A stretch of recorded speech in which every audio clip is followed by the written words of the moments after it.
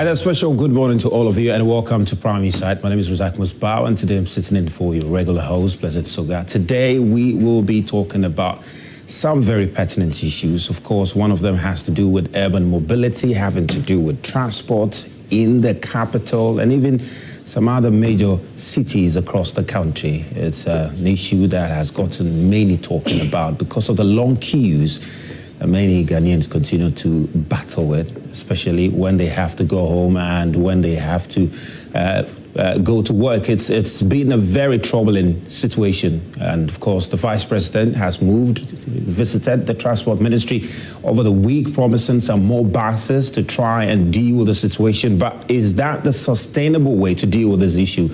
Is that the sustainable way? Do we have to keep buying buses? Is it the way to deal with this issue going forward? So we're going to get into that, but we'll get to talk about the MPP also because one of their stalwarts, Frimpong Boakye, is in some hot waters now. The party has begun process to expel him, and he says he's not going anywhere. And he describes the party as fake, and he says those who are currently managing the party are the fake people, and they rather should be expelled from the party. Well, we'll try and get into it and see how the MPP can reorganize and put themselves in a good position, possibly to win come 2028. But even before that, of course, their primaries is heating up. We're now some few days, about 2-3 weeks to the primaries. Right in the Champon is in Accra. Dr. Baumia, historian also, it was in the northern region. Teddy Chum also is doing his media engagement, and Kennedy Japon is also very busy on the ground. So how will all of that unfold? We'll get to talk about it. Hopefully, if time permits, we'll try and ask the question, who actually inserted that definition of gender in our curriculum?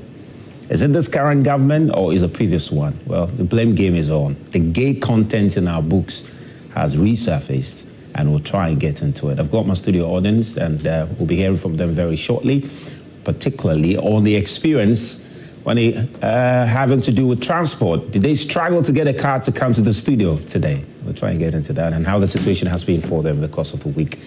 Also get to my guests in studio. I have some of them, and some of them will join us very shortly. But before we even hear from my audience, my guests, let's try and bring you the full story of what has unfolded this week relative to urban mobility and the challenge many Ghanaians are having to do with traveling from home to work and from work to home.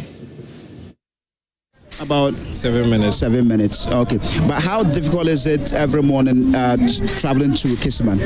Very difficult because coming from Ablekuma, already you don't get a car and you stay in traffic for like 2 hours. And then you get here on a normal day, there's a very long queue here.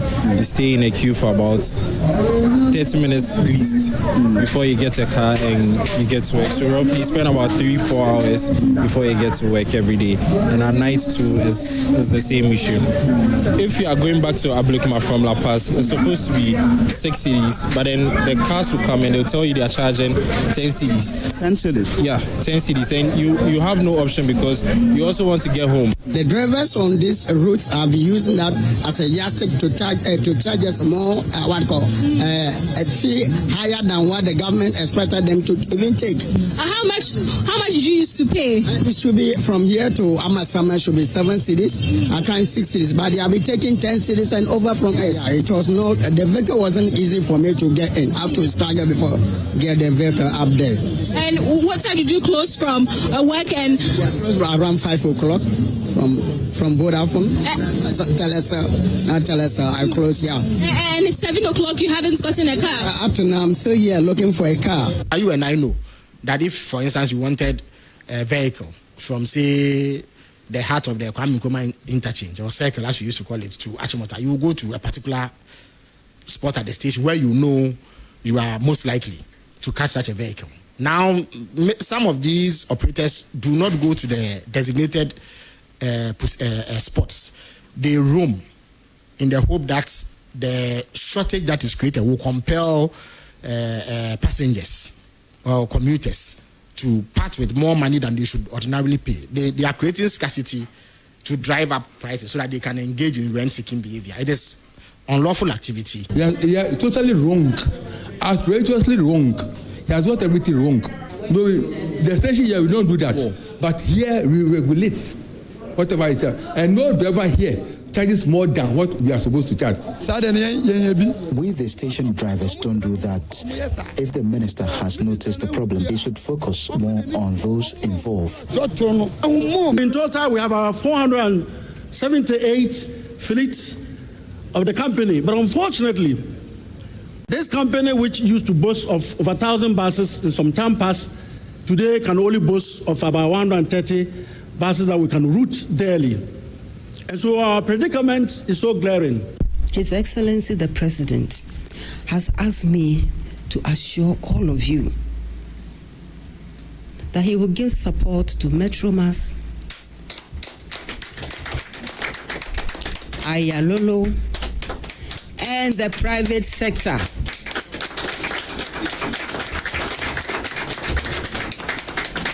And the private sector with new high occupancy buses in order to augment the services in the medium term.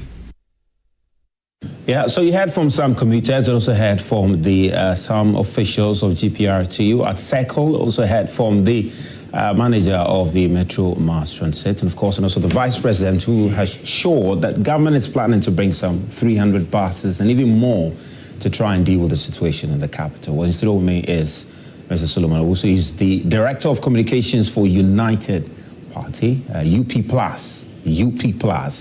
Mr. Solomon, good to see you. Happy New Year. Happy New Year to you, and then Happy New Year to your audience and also your viewers and all the United Party members who are in their millions poised to... you've got into millions now. More than a million, but with what is going on, why would people not be so interested in joining the United Party? You are welcome. You could be our parliamentary candidate for your constituency. Watch out what we intend to do. Targeting the right minds to go to our legislative arm to come into government. Well, in studio also with me is Kamaldeen Abdullah. He is Deputy Communications Director of the New Patriotic Party. Good to have you. Good to have you too. Thanks for having me too as well, Ms. Bao. Yeah. And let me say good morning once again to you, and good morning to your crew, as well as the wonderful guests that we have in the studio. I want to say Happy New Year to all of you, and wishing that, since this is my first time here, wishing that we have a prosperous one, of course. A year that indeed will see our democracy thriving, and a year that would see us coming together to think nationalistic, to ensure that the development that we need is actually given. Those who will be critiqued, if you are on the seat of government and you know that you're going to be critiqued, accept it in good faith, because we in the opposition actually would not leave you to do what you want to do. We're going to ensure that we criticize, but we criticize consecutively, as it were. Well, indeed, we'll get into that. I've got my studio audience who are sitting here, and in the course of the show, also love to hear from you. So let's stay interactive. What's been your situation, and how's your experience been having to commute, particularly in Accra and even in some parts of Kumasi and other cities? All right, we'll really love to hear your experience. We'll also be having in the studio Hamza Suhini, a lawyer. He is a member of the NDC National Communication Team, and also we'll be having Ivan Che Innocent. He's a youth activist and a regular on the show. They'll be joining us very shortly. I've also got some wonderful studio audience here, and they're seated. I want to start with them to just get a sense of their experience, having to commute in Accra, what the experience is like for them. I understand we can do some few minutes with them. Hello, guys. Good morning. Good to see you guys. You're looking awesome. Thank you. Yeah. I think we are still waiting for the ladies, aren't we? Yeah, we are still waiting for the ladies. Yeah, we're still waiting for the ladies. All right, I think you have the microphone. What's been your experience commuting in Accra? Maybe in 1 minute. Thank you so much, Ms. Bao, and a very good morning to our audience watching us home. My little experience with regards to commuting from my home to my workplace has been very difficult. Actually, I remember there was a time I spent 2 hours from Ridge to Atomic Junction. I spent 2 hours in an Ayalolo bus, which that very day I became very angry. I complained so much that where did we go wrong as a country for us to spend 2 hours from a distance that would have taken just 10 minutes? I sat down and realized that it's a failure of some people who took power. It's a failure of people who were given responsibility. This issue, it is not something that just came up. It is a constant thing that happened because someone decided not to do his duty. Because Ghanaians, I will not say our population just metamorphosized, because Ghanaians here, we are not bedbugs.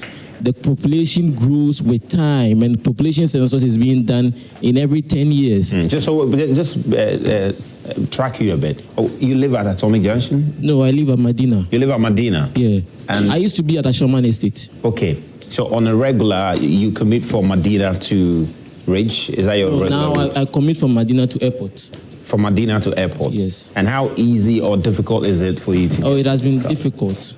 Sometimes if I want to go early, I have to wake up at 4 a.m. Wow. Yes. Wow. So by 6, I will be awake. Interesting. Let me hear from someone too. Who else has got the microphone? Great. Let's hear from you too. All right. Thank you very much, Razak. So for me, I have had a very terrible experience with regards to the transport issue that we are facing, because I could remember vividly that on the 30th of December 2025, after Alpha Hour convocation, I spent 2 hours at Circle trying to get a bus to Achimota, because the place was overly populated with people choked, and the drivers were charging exorbitantly. Ordinarily, they take from Circle to Achimota, they take 5 cedis, but on that very day, the drivers were taking 15 cedis, which is times 3 of the actual amount, and we do not have any choice. And also, there were people from AMA that were on grounds. Even though they were on grounds and they were at certain designated points, you realize that the drivers will leave the place that the AMA people were standing and go and stand elsewhere. And because the place is overly choked, people will still manage to get there. So it was very, very terrible. But then there is a saying in my native Ewe that which simply means that if you are concerned about the fowl, you should also be concerned about the hawk. And I say this in a sense that, the drivers have taken advantage of the system, that they want to make abnormal profit, which is because over the years, in the past years, they have faced situations where they have suffered significant losses. And I say this because we all saw how the dollar was very, very up, and spare parts was expensive. The economy was really terrible. So they are taking advantage of this window to recoup their gains and the profit that they could not make in years back. So I want us to elevate the conversation beyond blaming drivers and then beating drivers, because we cannot entirely always beat. After all, how many drivers can we beat? All right, let's hear. Yeah, just land from you. So can hear maybe for me to just wrap it up. So all that I'm trying to say is, let us think long-term solutions. And I've heard, that's why I got so excited when the Vice President, Prof. Nana Jane, said that the President is putting in place mechanisms to put more buses on the road. And trust me, if more buses are placed on the road, automatically we are going to create competition for this private sector commercial drivers. When there are more buses, we have more alternatives. And of course, the logical consumer who wants to maximize his utility will go for the cheaper alternative. Thereby, there would be lower demand for their exorbitant prices, and when their demand is low, automatically their prices will be down. And then also, we'll get a bit more into the solution. All right, we'll get a bit more. I'm sure we'll get to hear more from you. Yeah, just share your experience with us. Also. Yeah. Good morning, Zach. Yeah. I live at Amasaman. Amasaman. Yeah. So even coming here today, I have to set off early because if I don't set off early, I will struggle to get a vehicle to convey me from Amasaman to here. It's a very worrying situation, especially those in Accra who moved to Amasaman on its own. Initially, we're having this train, that is the railway system, that moves from Amasaman, from Accra to Nsawam. It really helps us. But now, where's the train? Where's the railway? I don't know. Where is the railway? Because in the first budget, 2025, we didn't hear anything about railway. In the second budget, also you heard about 90 million or whatever. That money or that whatever they allocated to the railway cannot solve the issue. On a regular, you're moving from Amasaman to Accra, and you are trying to. How long does it take you to get a car? To get a car, I can be there for about an hour. Wow. Yeah, just to get a car, I can be just for an hour. I used to go to APFM those days in the evening, but I stopped because when I closed from APFM, coming home is a problem. I have to be there for about 2 hours before I can get a car from Circle to Amasaman. And also, we shouldn't be blaming the drivers. I would not like to blame the drivers because it's a free market. It's a free market, and then people can charge. Even if you blame them, they were charging. They can just load people from Circle to Achimota. And then when they get to Achimota, they can load from Achimota right again to Amasaman. I guess that's why they call them Chotro, isn't it? Yeah, so that's a free market. So I think the Minister for Transport has to come in, and then this way we need him. They've been in power for about a year, and I want to know what are the interventions, the 40 buses. The 40 buses, what are they doing to the 40 buses? Are they going to sell them? Are they going to repair them? Because during the Christmas season, they came up with an intervention to help during the peak hours. With buses from Accra to Amasaman, from Accra to I think. So where are those buses now? Okay, great. We'll get into that. Thank you very much, guys. We'll come back to you in the course of the show. Let me just mention that Lawyer Hamza has joined us in the studio. Lawyer, good to have you. Good morning. Good morning, my brother. Good to see you. Good to see you. Ivan has also joined us in the studio. And Ivan, good morning. Good to have you. Good morning. Awesome. Great. Let me just start with Solomon. Solomon, I mean, from your party, I'm sure you've been observing the conversation. You've been observing this challenge. What's your position on this? What do you think is the way forward? Good morning. The way forward is that, first of all, we must manage the economy well. We are failed from a planning perspective. If you look at how we develop our various settlements in this country, is the basis of the problem that we are having. Our government should have taken that bold initiative of controlling how developments took place. For instance, Accra has not gotten to a place where we must be building in Amasaman. You understand? You go to North Kaneshi, Kokomlemle that you are, Adaraka, what sort of quality buildings do we have? You understand? So if we were going to put up story buildings within the CBD district, it will prevent people from moving out of the country. That's the first point. The second point has to do with we over-concentrating on one aspect of transportation, which is road transport. I mean, nowhere in this world, all the cities that are functioning properly in terms of their transportation needs, they do all the transport systems. I mean, at the primary level, you were taught that we had about 4 types of transportation. Road, rail, water, and air. How many of it is at play here? Those that have traveled. I will not even take you to Europe and then America for us to be saying that why are you comparing Ghana to Europe and America? Go to Cairo. Yeah. You go to Johannesburg. Everybody knows that they have metro. What is preventing this country from having a metro system, that's a train system, that will be moving from the 4, we are even lucky, we have only 4 outlets. Accra in Sawam, Accra, Yarefa, Accra, Tema. Now the last one should be Kaswa. What is preventing it? So the solution being preferred by the Vice President is not the solution. We need the 300 buses. It is going to create more problems, and it's also even going to increase incidents of corruption. But I'm coming there. But it's a question of not having enough public buses. That is not the case, because you see... I mean, the Metro Mass director mentioned it. That is not the case. From 1,000 to just... It's an avenue for chop. Take it from me. I'm a transporter myself. It's an avenue for corruption. And I will explain to you why Ayalolo buses are not functioning. You understand? Every morning, we have one CBD, Central Business District. So most of us are moving towards a particular spot. So if you bring 1,000 buses onto the road and you carry passengers towards one direction, what is going to mean that you are going to promote a lot of traffic on the road. They will spend more hours before they go and offload these workers and get back. By that time, people are still queued at the trotro stations.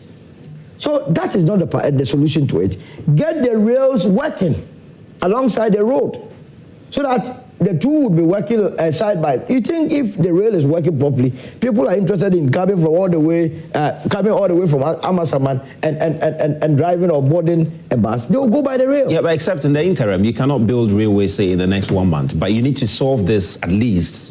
You need to provide some temporary measures. Until we fix the railway system, we need buses to offload people. Because what the people are complaining about is that there are no buses. They are queuing for long. Nobody is coming to pick them. You see, the buses get stuck in the traffic.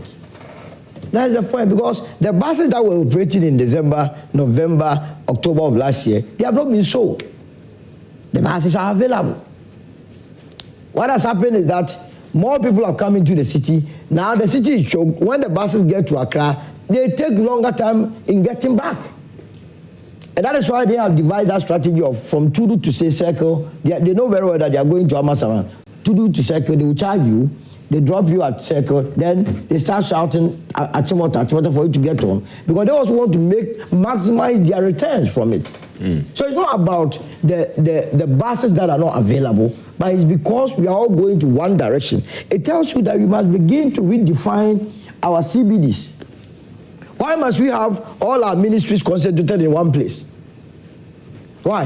Someone must convince me why all these ministries must be concentrated in one place.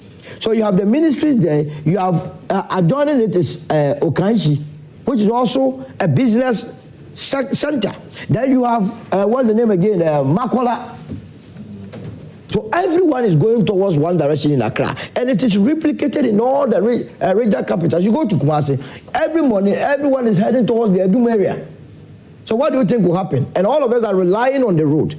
And so that is not the issue. Then again, the buses that they want to buy, I want to plead with President Mahama and the administration that they must not let these Metro Mass people, those over there together with the Ayalolo or whatever, go and procure these buses for us.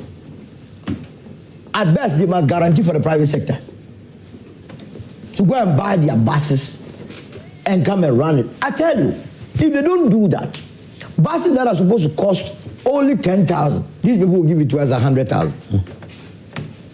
It is the reason why you have a lot of the Ayalolo buses parked. The Ayalolo buses, interestingly, we were involved. We were part of those that brought Scania to this country. Go and ask how much each bus cost or costed the nation. They inflated the price times five. So at the end of the month, how much they are supposed to pay back as a repayment, they couldn't generate enough, all goes into the repayment, and they are left with almost nothing for maintenance. And the cost of maintaining these buses at Scania is not cheap. So if you are paying back your loan, using all the money you are mobilizing to pay back the loan, and you are not left with nothing to maintain, when buses get broken, how are you going to fix them? That is why they are there. It is that the average lifespan of any Scania bus is 20 years. That's minimum. When you are doing even moderate maintenance. These buses were procured in 2016. Why is it that about 50% are broken? Maybe that's a question we will ask Kamaldeen in his party, why they allowed it to break down. Oh, really? Yeah, maybe because, I mean, let me come to Ivan. I mean, you can relate to a large extent to what most of these young people are saying, because you do hear from many other young people, and it does appear that that's the narrative. They're struggling.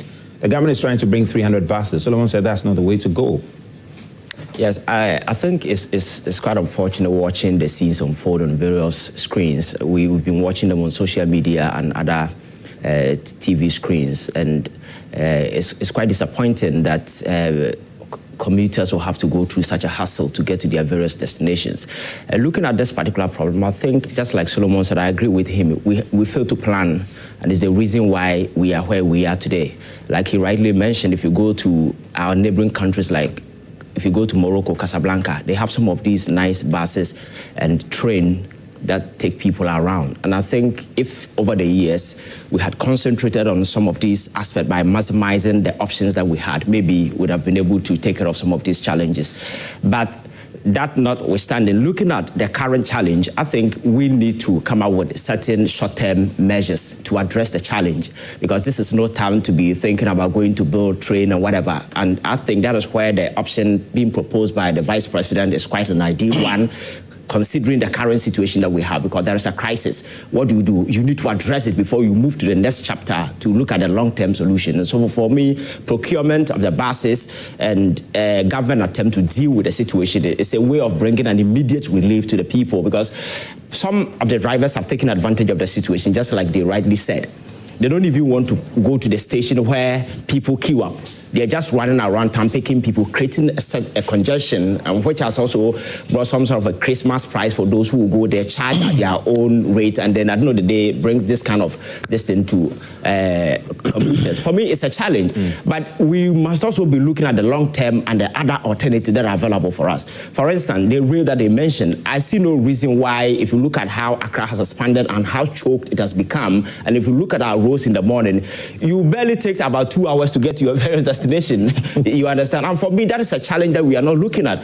So as a country, we need to prioritize and look at the various options that are available for us. For instance, why is it that everybody will have to drive to central business town Accra? People drive to work.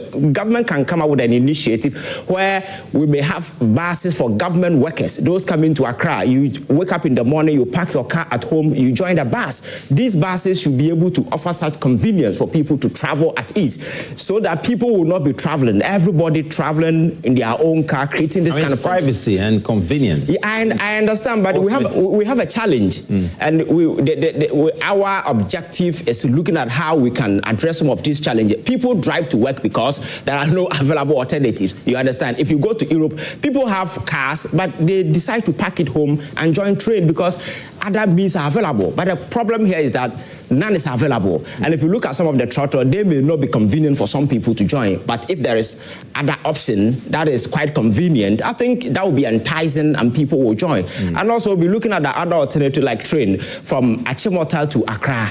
Sometimes we could have come up with some other means of transporting people via train to Accra without going through such a hustle. These things are often seen in the morning. In the evening after work, it's another hustle, you understand? So for me, I think it's a major challenge that people are going through, and the governance, one of the best way is to ease the challenge that is very immediate, affecting the people. And I think that is the thing that we need to focus now.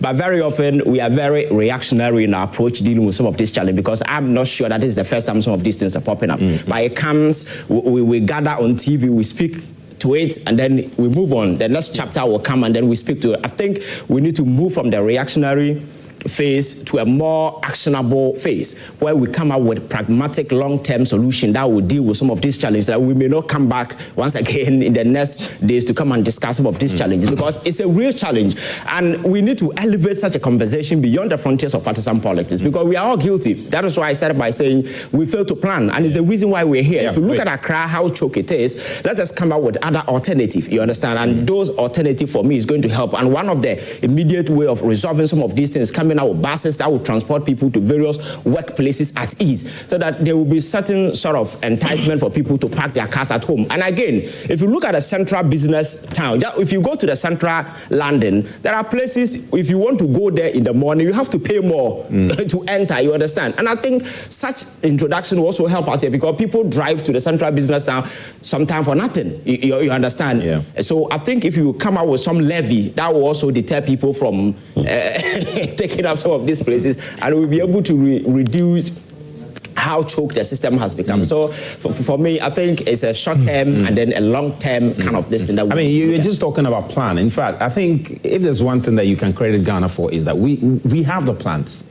It's about the implementation. In fact, there's a document that was put together by the National Development Planning Commission, the Transport Infrastructure Framework, and it gives vivid details relative to how to address our transport. Even a national transport plan. Yeah, there's a national transport policy plan, which was, of course, put together in 2020. So we have the plan, but the implementation of it is the challenge. Now, let me come to you, Kama. I mean, we saw quite a number of interventions during the government. I think the latter part of it, we saw the introduction of the electric buses, about 50 of them. We understand there was a next phase that was supposed to come.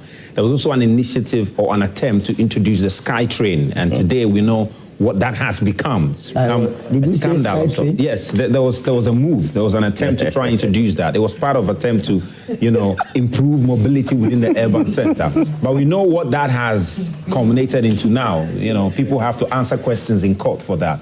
I mean, the ideas were brilliant, but clearly the implementation were problematic. And even Ayaya Lolo, for instance, the former John Mahama, when he left in 2016, handed it over to you. It was a brilliant idea, all right? The rapid bus transport. But then now we hear that quite a number of them are now, looking to be repaired, and the dedicated lanes that were put together to try and make these things, effective didn't work. Why didn't you give us a good plan? Because today we wouldn't be talking about this if, something solid had come from you. You succeeded in contradicting yourself this morning, Ms. Bao, and I have to draw your attention to it. Why didn't you give us a good plan? And in the next breath, you were telling us that in 2020 we developed a comprehensive plan. You said it. I didn't say it. Yeah, but that's something you succeeded. Yeah, but we saw you try to implement let me proceed. it. Yeah, but we saw you try to implement it. I am saying that, and in one breath, the MPP government made sure that we had a comprehensive transport plan or transportation plan for this country. Then, of course, at the tail end of your question to me or your submission, you say, why didn't you give us a good plan? Yeah, a good plan that the people can can relate. The plan was just left in the books for us. I thought we were going to discuss this dispassionately. Yeah. However, when politics comes in a bit, you will have to clear certain mischief when it arises. When you look at strategically, the growth of the public sector transport in this country, okay, it is always the MPP that think deep about it. How so? Why? The metro mass that we are now priding ourselves with was born by the MPP. Okay? Popularly called the Kufuor buses. We thought that we needed to revolutionize the public sector transportation to ensure that at least at the end of the day, every single person who is commuting on our roads is sorted. That is not accurate. It's very accurate. You know why? I am saying, please, just have a problem. I'm saying the metro mass was actually brought in by the MPP. That is not to say that we do not have a history. Yeah, good. Okay? It was under Helen Lima, okay, that the Tata buses and the Osa buses, when the then Harry Sawyer was the transport minister, they introduced it. I'm aware of that. But I'm saying, from that time till 2000, when Kufuor came into power, the MPP sat down and thought and said, look, we have a history. This country, even the railways you're talking about, when you take Kwame Nkrumah's time to the other governments, a champion and all that, they had developed a plan for railways. But like you rightly said, plans are always on paper. But we do not try as much as possible to implement some of these things practically, which is quite bad. But like I said, we need to actually have this discussion without seriously bringing in politics. If we really want to solve it, no, please, I've not said you've done that. Okay? If we as soon as we introduce, like Ivan said, as soon as we introduce partisanship in it, they suffer. I suffer, you suffer, our young people who are out there commuting day in, day out to school suffer. Our mothers who commute to the market suffer. Everybody suffers. So when we sit here and reduce the conversation to partisanship, we are doing a disservice. Why do you think we have struggled to deal with it? Let me agree with Solo's submission when he says that we need to strategically decentralize. Having a single CBD, which is a central business district, it's not helpful. Take a Greater Accra, for instance. We have places like Shai Osudoku, places like Kasua. Okay, Kasua is central region anyway, but let's even come close to Malam, wherever that is within Greater Accra, those districts and municipalities around. I saw a model in Saudi Arabia. And I was asking myself, why can't we have such a model? If you're looking for mobile phones, there's a particular business district you go, only mobile phones and accessories. Same in UAE. And you have no business going towards a single place. If you're looking for groceries, tomatoes and all those things, there is a market for a dedicated. So for example, when we take Nima market or Malata market, develop it for groceries. Okay, then you go say, for example, Greater Accra, fish market is there. That is there. So people will not wake up and everybody will be rushing and trooping to one particular place to get what they want. Now you would have succeeded in ensuring that you create more channels for your transportation needs. And at the end of the day, you'll be able to ease the traffic situation in your country. Now, two, our inner city roads. Our inner city roads. Every government comes and say, look, I am declaring the year of roads. This one say, I am doing a big push. This one say, I am doing that. All rhetorics, mostly. We end up doing nothing. I checked the budget of the Ministry of Roads, and it's just about 5.3 billion Ghana cedis. And out of that, they'll be paying for old contractors. They'll be paying new contractors for new jobs. They will surely complain that it's inadequate. I checked the budget of Ministry of Transport. It's just 1.3 billion Ghana cedis for 2026. Ministry of Transport. Just 1.3 billion. And he has to deal with sea, he's dealing with air, at the same time dealing with what? Okay, aviation ministry take care of air. But of course, dealing with the sea and dealing with the land and dealing with rail. Is he dealing with aviation? Aviation is part of it. Very well. And you have given 1.3 billion allocation to such a ministry for policy planning and implementation. How are they going to work? We will end up talking and talking and talking and talking, doing nothing. So I think that this decentralization thing that we spoke about is so important. I think that the Ministry of Roads and Highways should also consider getting our inner city roads fixed. My brother who spoke earlier spoke about he living in Ashoma Estate, or was it Ashoma Estate? Very well. Go to Ashoma Estate. Take the main road, and then as soon as you take a detour to go into Ashoma Estate, it's terrible. Okay? So the trottoir driver or the private person who has his vehicle, who cares about the suspension of his car, will say, I will not even go there. Then you come to stand there for 1 hour, 2 hours without getting a vehicle, because nobody wants to ply on those roads. Yeah. Okay? So to solve some of these problems, we need to be very realistic about it. Let the government of the day tell us, 2026 budget, inner city roads in Accra, we plan to do 84 kilometers.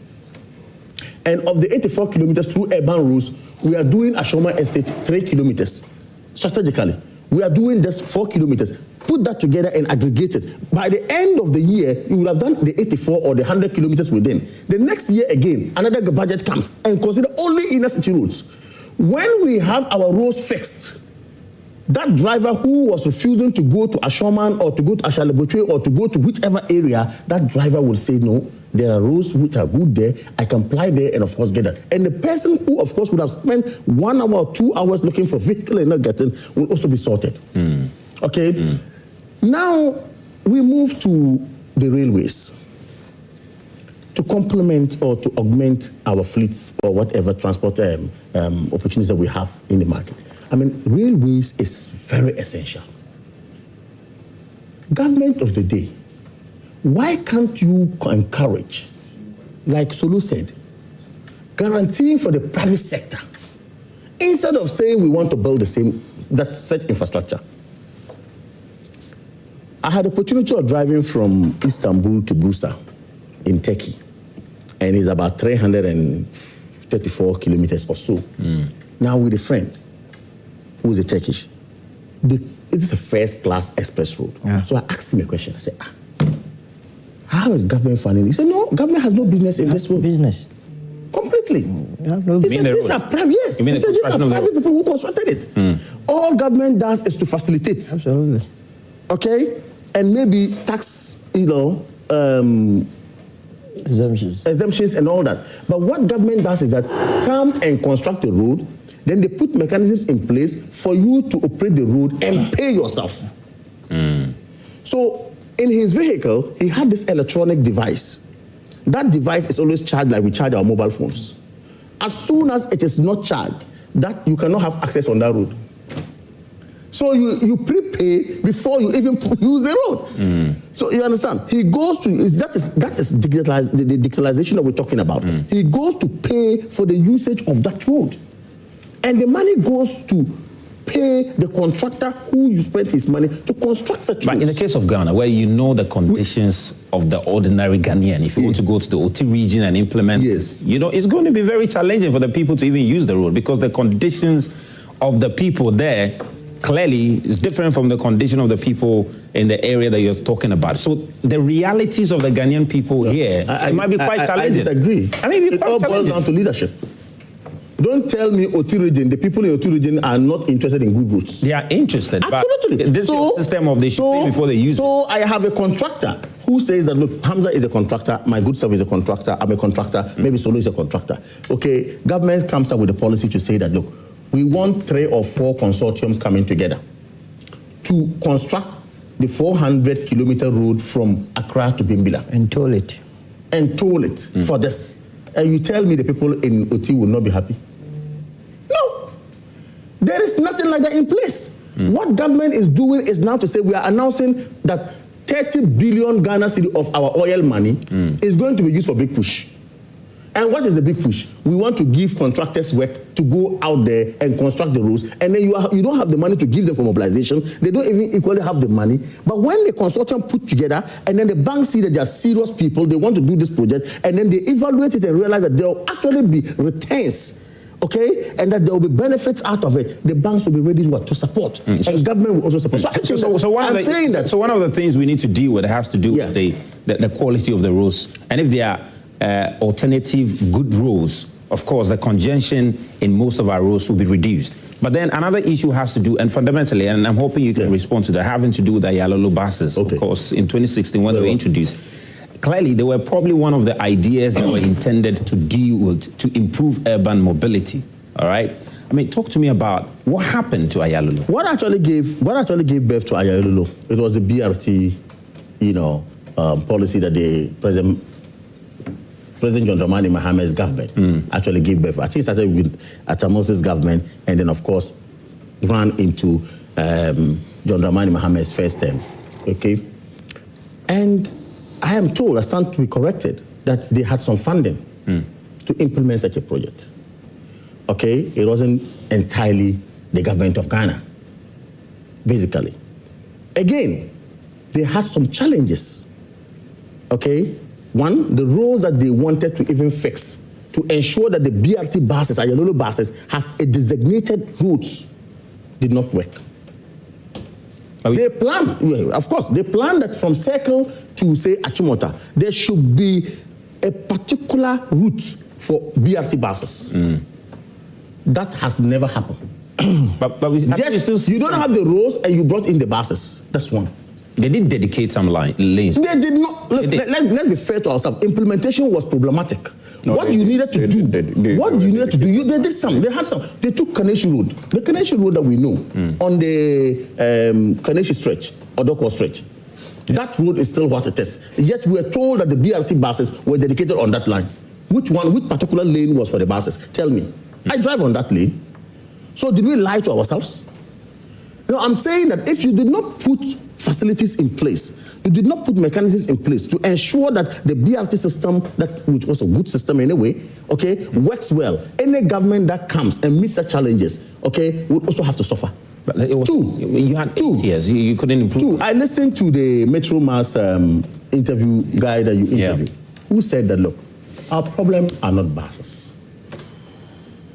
Or even the buses. If they are buses, we have over 1,000 in our fleet. Over 1,000. But only 130 is what? Roadworthy. Yeah. And we shouldn't be worried as a country of our maintenance culture. That we put people there to work, we employ people, and then they come to sit there. We use our money to go and procure buses, bring those buses in. Someone sits there, watch it, and call himself a transport manager of that company. Other person says, I am the engineer of that company. The other person says, I am the maintenance manager or whatever of that company. And yet those buses break down, and then nobody is actually questioned. And then we say we want money to go and buy new buses again. I could not have agreed more with Solo when he said that is not the solution. Interesting. Let me so finally, I think that the announcement by the vice president, even if they're going to procure the buses, the problem is not about the buses. The problem is how we can ensure that our maintenance culture is looked at and looked at properly. Great. Let me come to a lawyer now. I mean, you've heard a lot.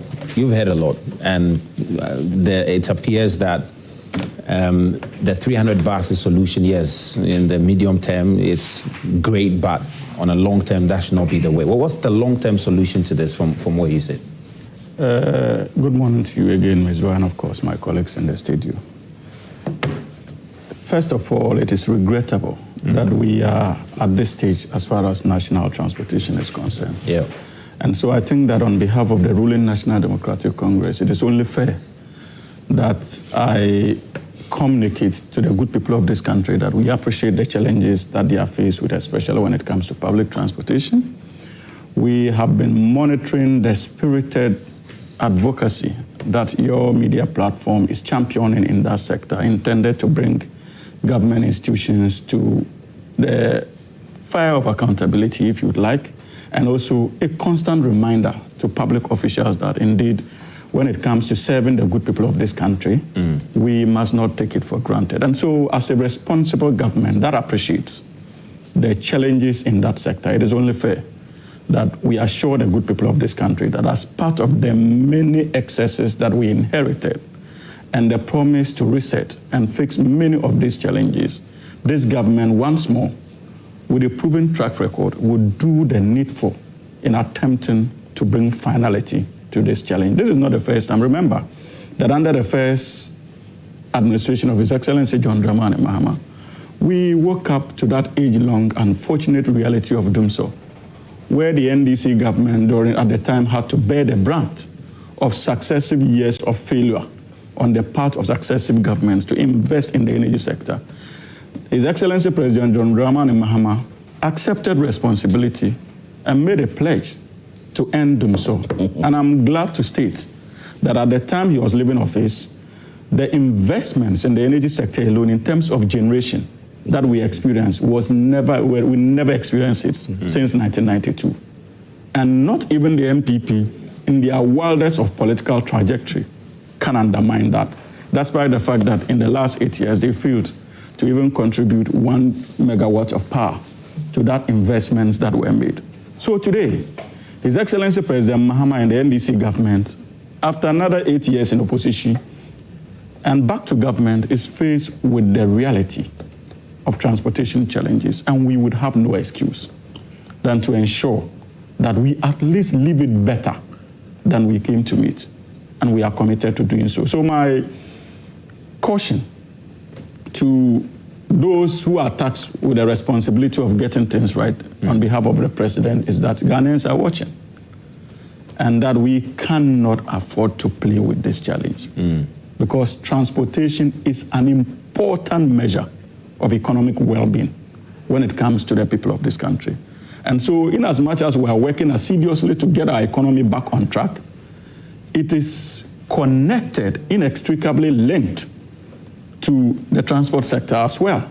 And if we fail in the transport sector, be rest assured that no amount of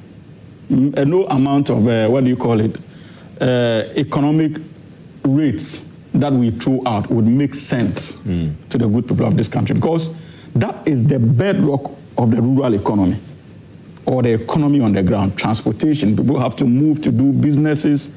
Time is an essential part of business success.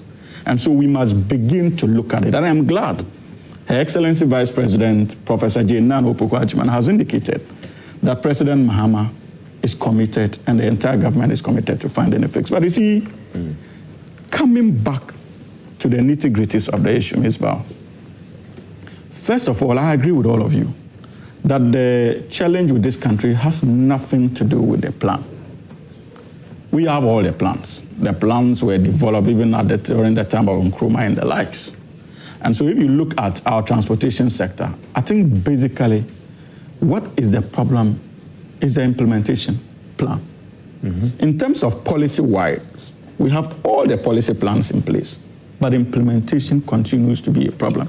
And I disagree with my brother for the first time, Sulu, when he makes the point that indeed government should move away from procuring the buses and rather empower the private sector to do so.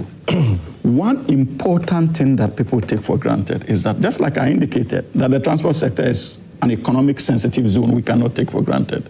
It is also part of the national security of a country.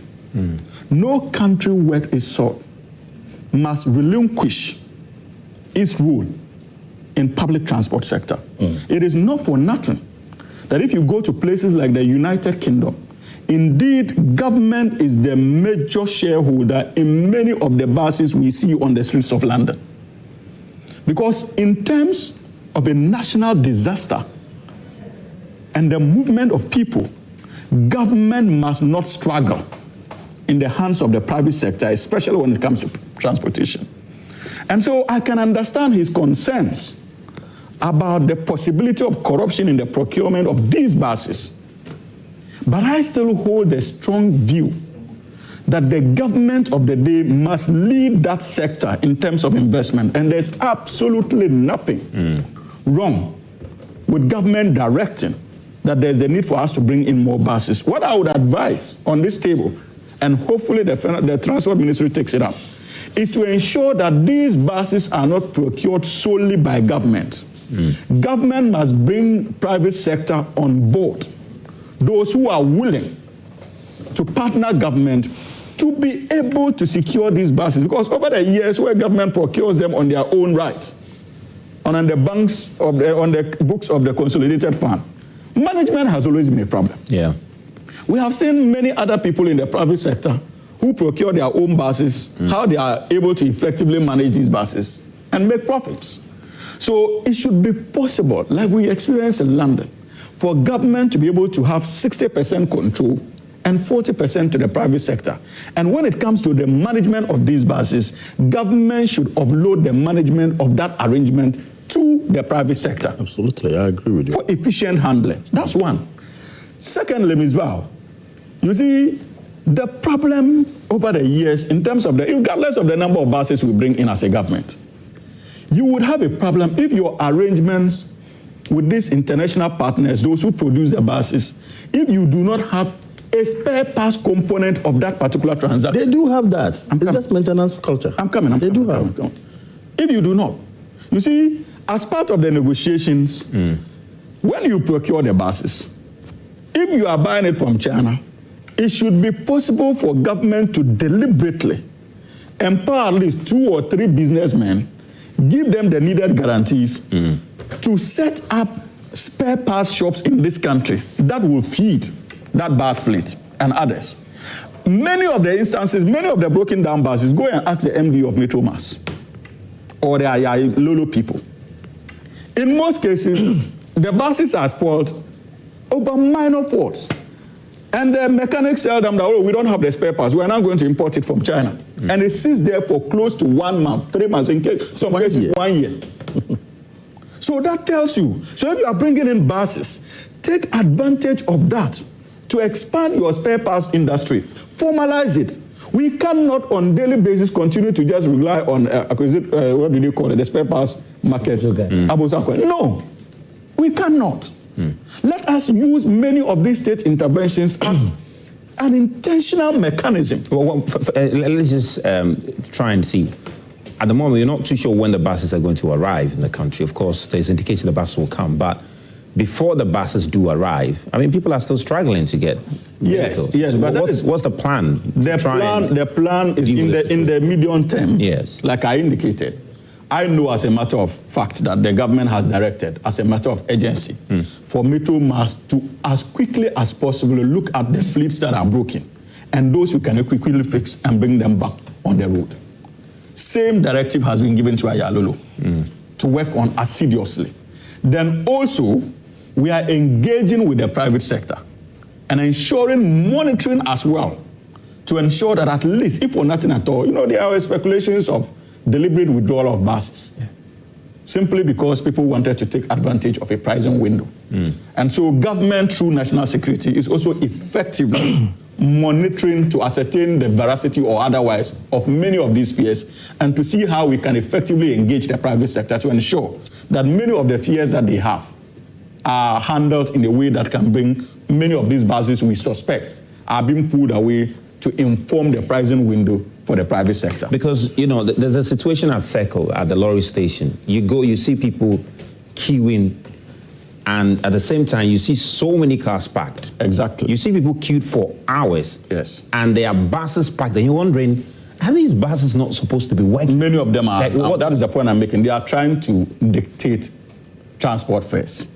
And so that is the private sector for you. And that is why it is dangerous for government to leave transportation to the private sector alone. And that's why in my initial submission, I indicated that there's a need for government to have an interest. Well, you see, Ms. Bao, whichever way you look at it, if the buses are there and are not operational, it is the responsibility of this government. It is not the responsibility of the NPP or United Party. It is the responsibility of the National Democratic Congress to ensure that those buses work. And I am telling you on authority that discussions have started, engagements have started, and the national security is playing a critical role in that regard. The human face of the national security to ensure that at least we get many of these buses to move owned by the private sector. Yeah, I see. It is important for you to make me land in a way that is safe and sound. You see, so like I indicated, there's the need for us to develop a space pass. If you go to many metro mass, a novel introduction, you cannot take that credit away from the New Patriotic Party. And most importantly, to His Excellency President John Agyekum Kufuor, because it was an expansion of the OSA transport policy, Omnibus Service Authority, if I remember clearly, because those days when we were growing up, these were the buses on our roads. So President Kufuor, largely maybe because of his exposure to the London system, also decided to expand it with the introduction of Metro Mass, a novel initiative. But what we realized that the problem had to do with the maintenance culture. Is it not possible for us in this country to have a national maintenance authority that would have regional offices and if necessary, district offices that would not, mind you, rely on the consolidated fund for its survival? If Metro Mass is going to service there, they pay cash. If STC is going to service there, they pay cash, as we all do when it comes to our vehicles. Government should just provide that legislation and ensure that they do not do so on credit to government agencies. And be rest assured, the difficulty we have with maintenance in this country would be dealt with. I advocated for same, even for many of our state institutions. You have maintenance managers, they sit there, they are unable to work because they don't even have the resources.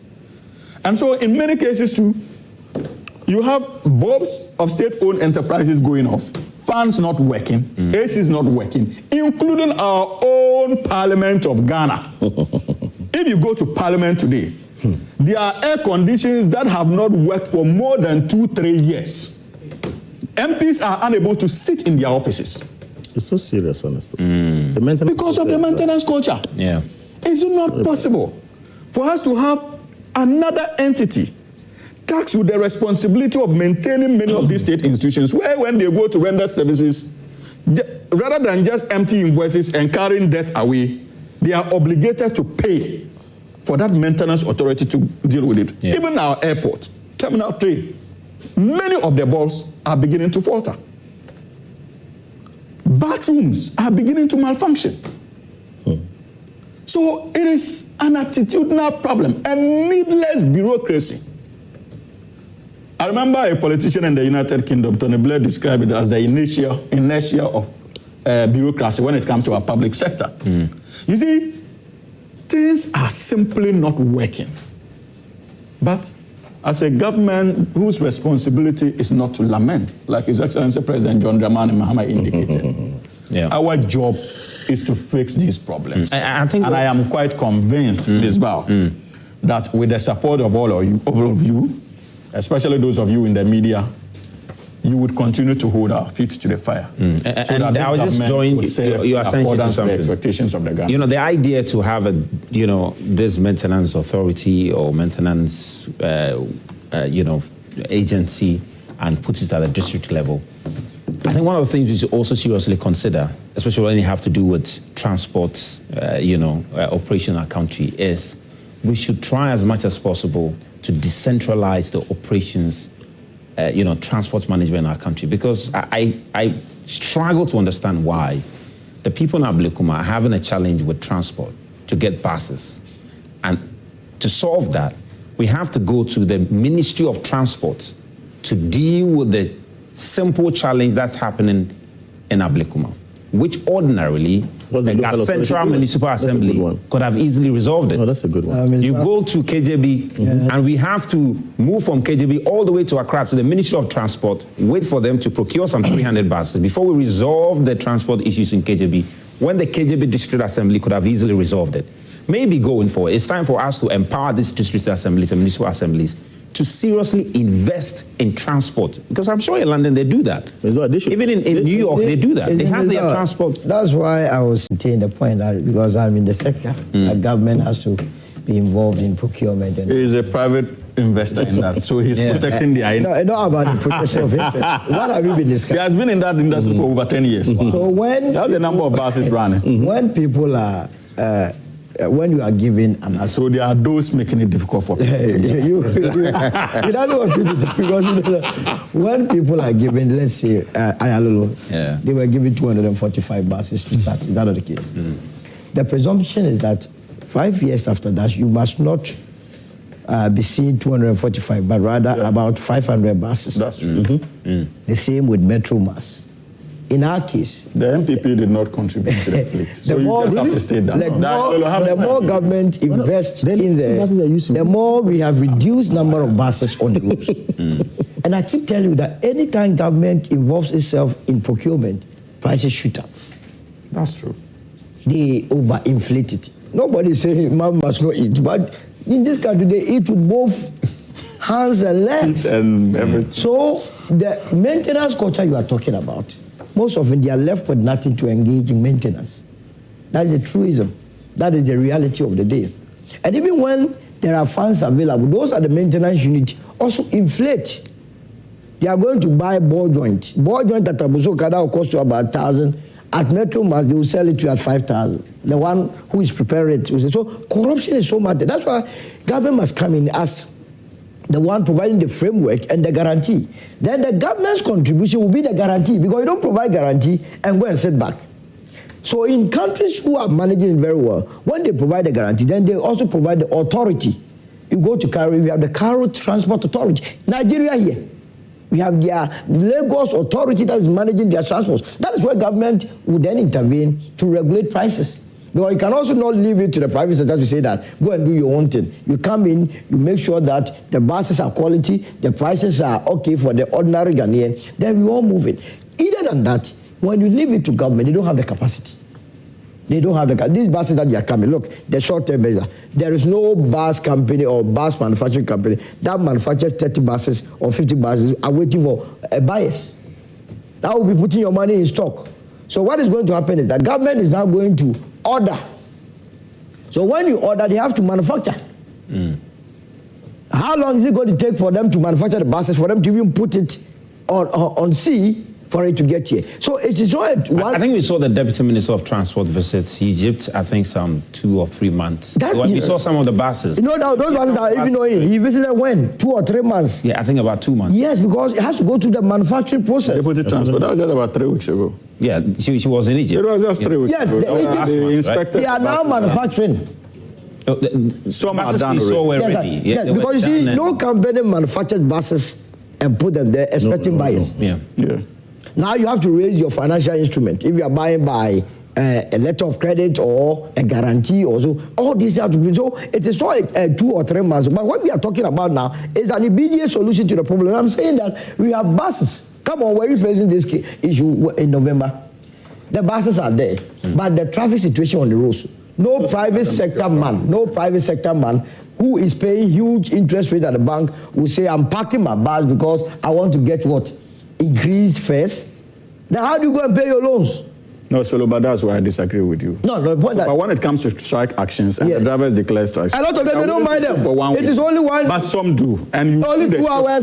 They will go back and then go to their various present the picture as though what I'm saying is that feasible. It is. It is not just feasible that people park their buses 5 days, 10 days, and say that we are waiting fair increments. People, the associations do. They direct. But the GPR2, when people talk about GPR2, how many of them, what buses do they have? You go and have someone call himself bookman. He has never bought a tie before. He says he's a bookman, he's a GPR. He doesn't have any clue about what is happening.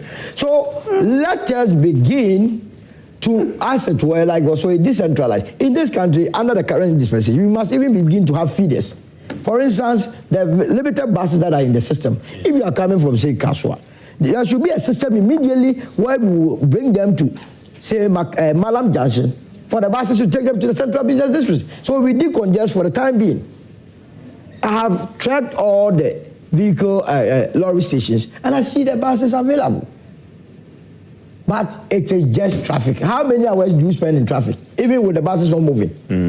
But the roads are supposed to be free with the buses not available. Is that the case? But is the case? Go on the road and go and see the traffic. Accra is supposed to reach 9 million population by 2050. If currently Greater Accra, we are having 4 million, this is the problem. The solution must be holistic. Go back to the rail. You go to London. London is not entirely, or the UK is not entirely government managing anything. They provide the framework, and the private sector runs the buses and the train. You go to the UAE, it's the same thing. You go to, look, a city like Istanbul, it has a population of close to 20 million. How are they able to manage their traffic situation? Because they have invested in varied systems. We cannot continue to rely on road transport. I think it is a village attitude. I think I agree. A village attitude. I agree with you. On a long term, we need to do that. Well, great. But Ms. Bar, just the last point. You know, I think let me just. He's coming to, but let us not create the impression as though we are also not manage our transport system very well. In the 50s and 60s, all this we are talking about was available. We had a running train, we had running buses. Buses had numbers that were designated. This one is going to Tudu, this one is going to. We have deteriorated as a country. Let me just pick quick thoughts from Ivan, then I'll come. I think maintenance is a culture, like we said. It's something that has not been imbibed in us. That is over the years we overlook some of these critical aspects, and very often the state invests in something and it goes away. I think setting up an authority might not solve the problem when it comes to, because it's something that is not in us. You understand? So I think we need to come up with certain initiative that will revive that culture, because you say it is a maintenance culture that must be revived. If you go to the various secondary schools, I don't know whether you've been to any of the secondary schools, look at the government bungalows, go and look at the building. Human beings are occupying it. But if you look at the nature, how dilapidated they've become, you will be shocked. But these are elite occupying these things, these houses, you understand? So for me, I think it's something that we need to revive as people. It's an attitudinal thing. Exactly. You understand? Yeah. We need to take a critical look at it and see how we can revive that particular. And government will also have to come up with measures just to potentiate some of these efforts, so that at the end of the day, government will not end up investing money in areas where those monies will go waste. And again, when we are coming up with policy alternative and options like resolving some of these challenges, I think we need to do some proper consultation and engagement to be able to realize what will be effective. For instance, with this SkyTrain thing, we didn't need, at the time, as we speak, we don't even have trains that run on the ground. You were thinking about trains, you understand? So I think some of these options must go through proper consultative process, so that whatever becomes the option will be viable one that will benefit the people of this. Let me pick the thoughts of some of our audience. Thank you, Mr. Zach, for this opportunity. This morning, my energy is very down, and I'm so sad. Ghana will be 70 years next year, hopefully next year. And we are actually sitting on the national discourse discussing the same issues. That even wasn't a problem during the early days we had our independence, and it's quite unfortunate. Discussing this matter about transportation, we always say we shouldn't politicize it. But we speaking the truth to ourselves as a country, we always know everything in this country boils down to politics. And I don't know how certain governments in this country, certain party in this country, I don't know whether if it is in development they don't want or what, because a certain government will come and implement some policies, and another party will come and erase it. So do you support the 300 buses the government, you think is a good move? Oh, I think it's a good move, because currently we have to find a solution to this problem before we even go consider the long-term problem. The long-term solution rather. We are talking about transportation, and we are saying it shouldn't be only by car or something. A certain government came with an idea. When we are talking about transportation, we should be mindful that it's only not about here in Accra. It is not only in Accra people are finding it difficult to get cars to their various destinations. Let's go to Takoradi, somewhere 2012 coming to 2016. The then government constructed a railway from Harbour to Kojokrom that constitutes about 14.2 kilometers. At that time I was in SHS, so I had the opportunity to take train from my place to Takoradi Harbour every single day. Fast forward to after 2016, when another party came into power, and this train I was working before 2016 stopped working. And since then, it's not been working? And since then, it's not been working. Interesting.